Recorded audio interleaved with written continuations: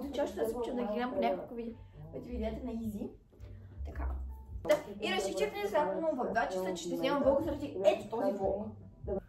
Добре, днеска реших, че ще съм цялата синя и че ще съм с панталона на Християна, на сестра ми, защото тя не го носи. И реших защо пък да не го да се възползвам в този момент и защо пък да не облека това. И ето тази синя буза, която Християна не харесва и не иска да носи. И аз реших защо пък да не се възползвам в този момент и аз да почна да я нося. Не е лоша, бива я, в смисъл става, като за урок е окей. Трябва да се правя косата, оправила съм си за урока. Като се пребера, трябва да уча. Това е моето любимо. Това ще стане.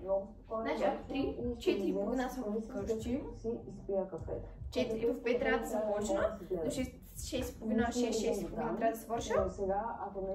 С ученето, след това трябва да се оправя и да. Не мисля, че се харесвам супер много, но изглежда като комплект някакъв. Това ще си залеза косата, не си иска, пък ще остане много късно. Това гинче, нямаше как да се къпа косата в един вечерта, разбира се. И затова съм с гел още вечерта. Но мисля, че става като комплект е. Буквално като комплект. Добре, освен факта, че тя е намачкана и освен факта, че и панталоните са намачкани,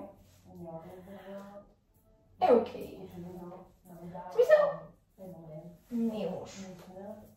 Аз последно време спочвам да съм много антисите.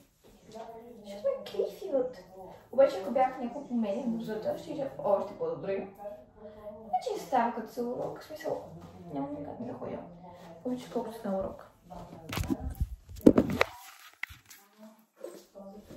Мисля, че когато по-долу е по-добре.